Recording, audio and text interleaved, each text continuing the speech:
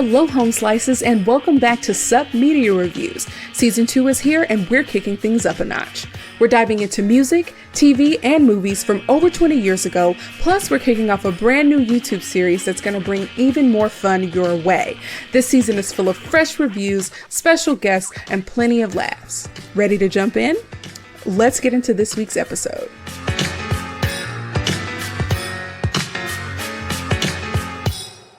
What is up, Home Slices, and welcome back to another episode of the Sup Media Reviews podcast. I'm your host, Kiara, and today we're doing something totally, utterly, and completely different for our final holiday-themed episode of the year. This is officially the last episode of 2025, so I wanted to do something a little special to close us out. If you're new here at Sup Media Reviews, we are a nostalgia-based podcast where we usually stick pretty close to reviewing media that's at least 20 years old and asking the big questions. Does it hold up today, and is it worth a rewatch? But today, I'm going to bend the rules just a little bit.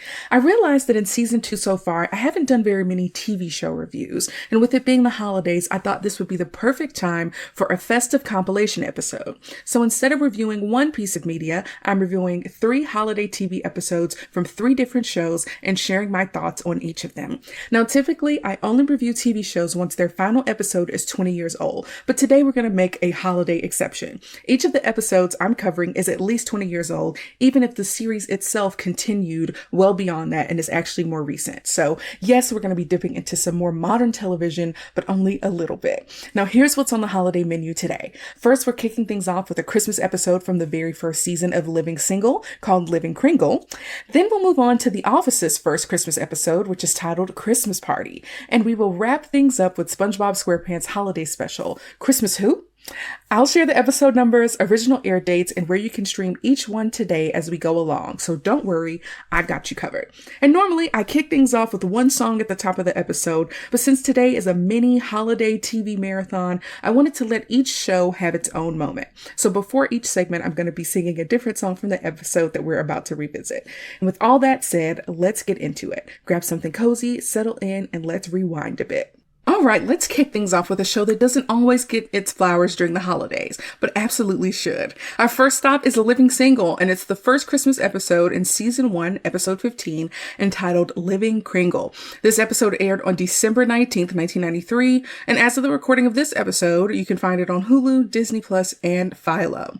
Before we jump in, I do want to shout out the Reliving Single podcast hosted by Erica Alexander and Kim Coles.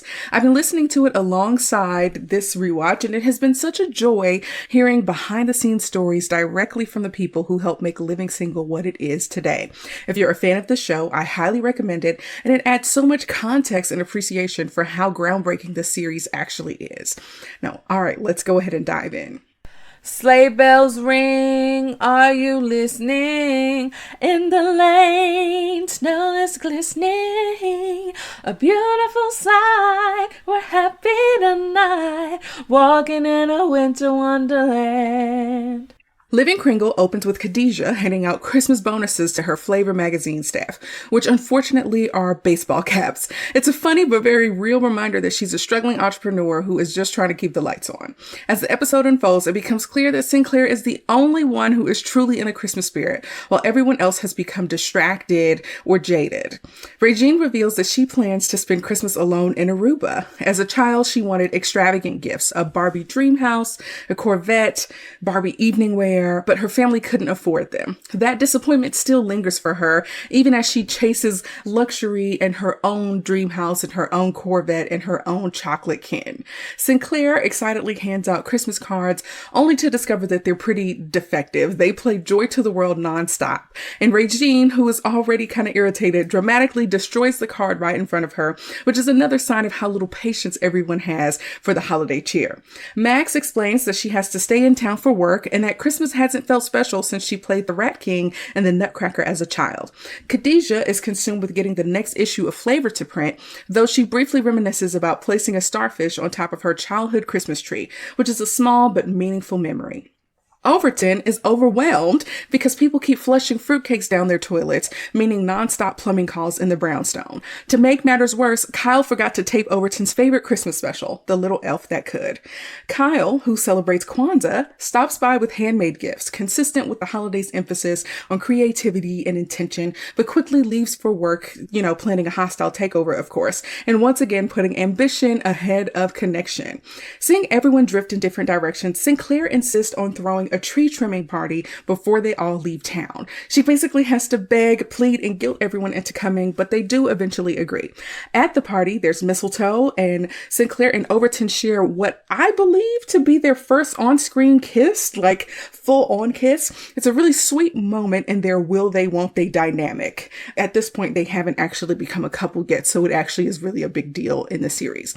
The group launches into a chaotic but joyful winter wonderland sing-along, which is one of my favorite moments of the entire series, complete with beatboxing. It's very fun, okay? Now, one by one, everyone leaves early. They get pulled away by work, partners, or other obligations. Sinclair is left heartbroken and so upset that she actually yells at some children carolers outside, which is totally out of character for her. Later on in the episode, each of her friends who are at their relative, homes or workplaces, each receive a deeply thoughtful gift from Sinclair. Khadijah gets a starfish to put on top of her tree. Regine gets a toy Corvette. Max gets tickets to the Nutcracker. Overton gets a copy of The Little Elf That Could. And Kyle receives this misshapen handmade Kwanzaa gift. Magically, Sinclair manages to get these gifts to them wherever they are. So there is a little bit of Christmas magic, involved. Feeling rejected, Sinclair heads to a dive bar, orders a double ginger ale, and delivers an emotional monologue to the kind of scruffy bunch of people at the bar about growing up and losing the magic of Christmas. Even there, she ends up leading a sing-along, captivating a group of really, a scraggly bunch, okay? But they are attentive to her at least. The friends all regroup at the brownstone and they read a note from Sinclair which says, you all didn't want to hang out, you broke my spirits, don't try to find me. But she ends up drawing a map on the note to indicate where she is, which is hilarious. So the friends all rush to the bar, and when they get there, they see the company that Sinclair is keeping, and they apologize and acknowledge that they let worldly concerns get in the way and reaffirm that being together is what really matters. The episode ends with one final sing-along before they all head home together. I really love this episode, largely because Sinclair is at the center of it. Even though she's often written as ditzy, her optimism and sincerity represent the best parts of us, especially during the holidays. This episode reminds us what Christmas is actually about: community, thoughtfulness, and showing up for the people you love. Sinclair's gift giving is deeply intentional. She doesn't necessarily have to give flashy or expensive things. She gives things that are meaningful to each person. There's some individualization in there, and that's the type of gift giving that I aspire to do, okay? I also love the slightly magical quality of how the gifts kind of appear wherever her friends are. Logistically, it kind of doesn't make sense to me how she was able to get these gifts in these different locations, but emotionally it works. It reinforces the idea that Sinclair has put real care into knowing her friends and getting these gifts to them. On a deeper level, Sinclair is also important representation. Outside of this episode, she represents this kind of awkward, innocent Black woman, okay? She's the type of character that we rarely get to see portrayed in media with this much warmth and dimensionality. Now, on Reliving Single, Kim Coles told a story about how she, of course, her character was the blueprint for Phoebe from Friends. And one day she actually met Lisa Kudrow, and Lisa Kudrow basically kind of almost swatted her away and dismissed her. And it's how dare you? Kim Coles walked so Phoebe could run. And this is why I vow to never watch Friends, okay? Not only is it a white ripoff of Living Single, it doesn't have enough representation for me, but I love the way that we get to see these types of characteristics in a Black woman, and adding to the depth of the different type of people that we get to see. And so for this to be happening in the 90s, over 30 years ago, is actually really wonderful and kind of magical. Now, back to this episode. It balances humor, heart, and cultural significance beautifully. The Winter Wonderland scene where they are singing still makes me laugh. When Kyle hits that falsetto, "in the lane." It's so funny. It's hilarious. Sinclair's bar monologue, we can hear her becoming jaded and all of that stuff. And it's like, oh my gosh, her little heart is broken. And I really appreciate the message that togetherness really matters more than productivity or ego. And that message will always land with me.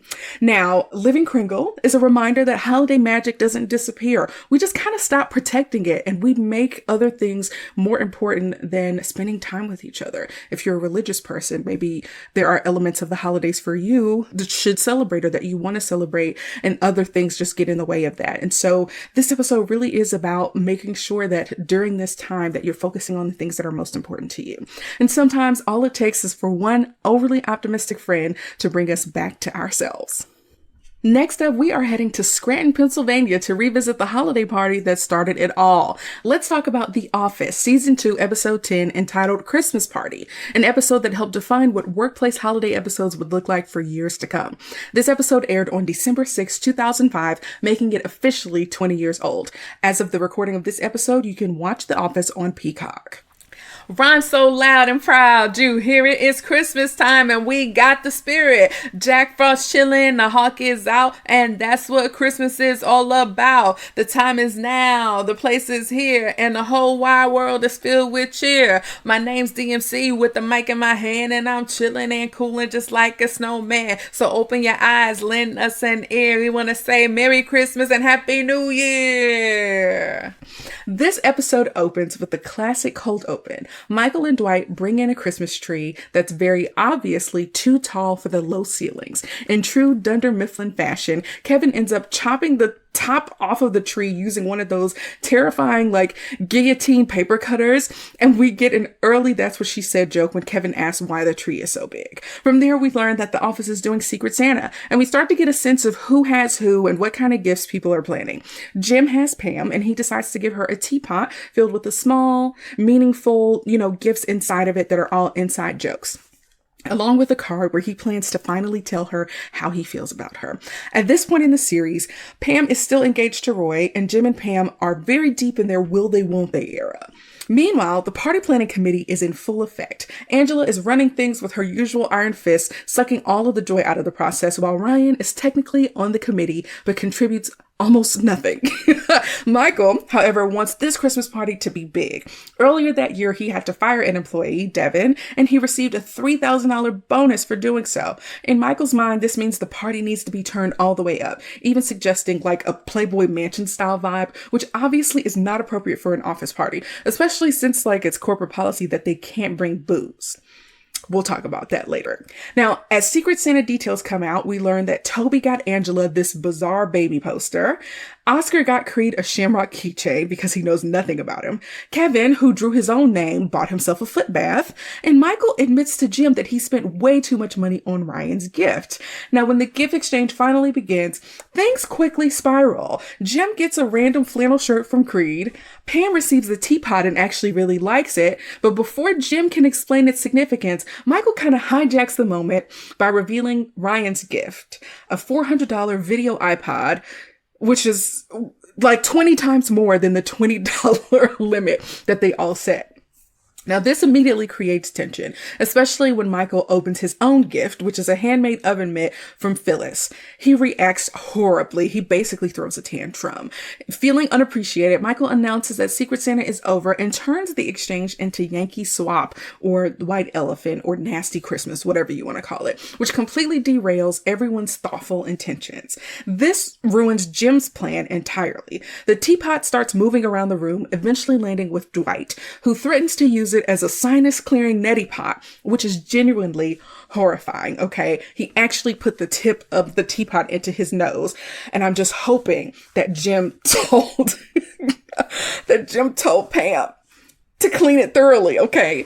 Now, things actually really derail when Michael starts talking about how awesome his gift was and how, mad he is about, the gift that he got and how no one, appreciates him. And as the rest of the crew is admonishing him for not, abiding by the limit, he's like, well, I wanted this to be special because I got a Christmas bonus for firing Devin. And they're like, well, how much was it? And he's like, $3,000. And Stanley, of course, is like, oh, okay, I'm done. And it's like, this is a total mood killer for the party.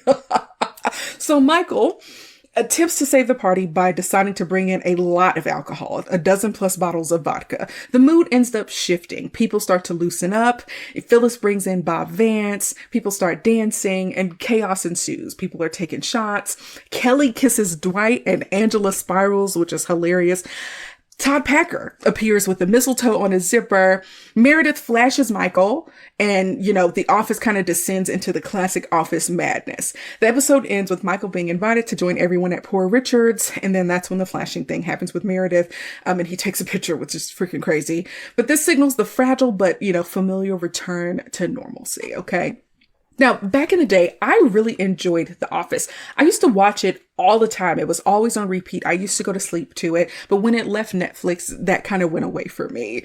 And while I think that the series is problematic in a way that it wouldn't fly today, I think this episode in particular is a big reason why Christmas episodes became such a staple of the series. It really captures the awkwardness, the tension, and the emotional weirdness of an office holiday party, especially when money, power dynamics, and feelings get involved. This episode is a great reminder that gift giving isn't really about the dollar amount. Jim's teapot is thoughtful and personal, while Michael's iPod, though flashy, completely misses the point and ends up hurting people instead. Phyllis's oven mitt is handmade and sincere, and the way Michael reacts to it is honestly he has a lot of bad moments, but this one is pretty bad, especially because of how sad Phyllis is. She just looks so sad and down. Now, Michael Scott once again behaves like a toddler with authority. He throws tantrums, he changes the rules mid-game, and he makes everyone else suffer for his insecurities.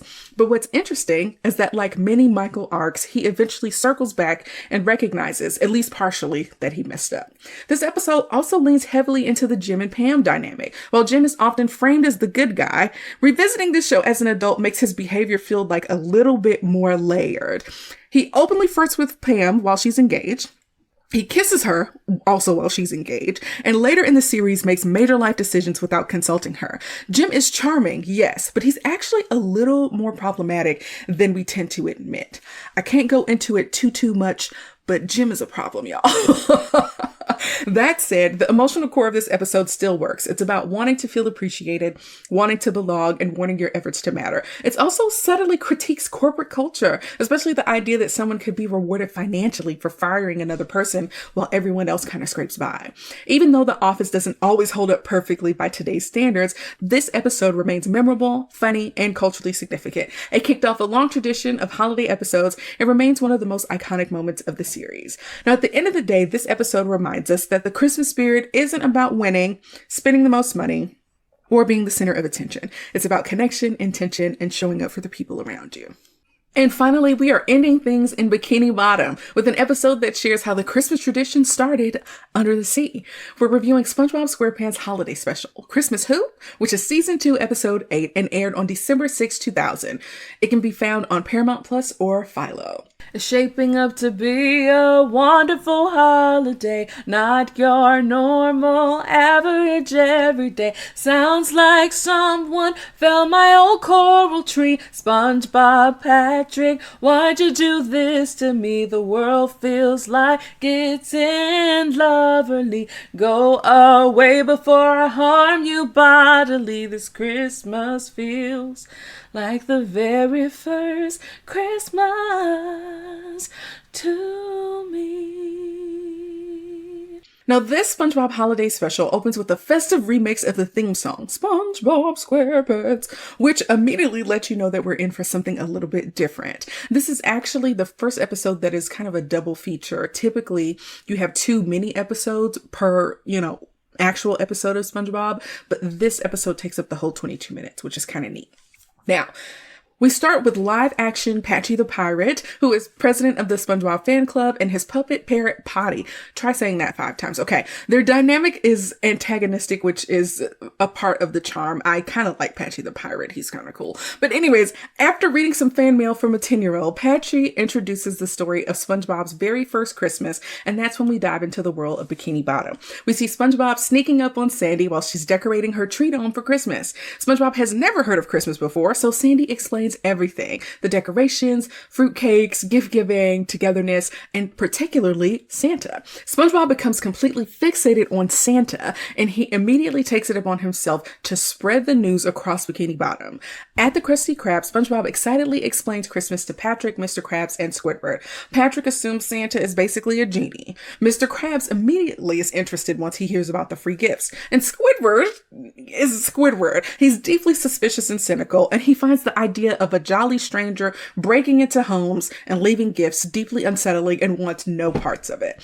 And Squidward's not wrong, y'all. Now, despite Squidward's skepticism, the rest of Bikini Bottom quickly embraces Christmas. Everyone starts writing letters to Santa, which SpongeBob launches to the surface using a homemade message-in-a-bottle machine.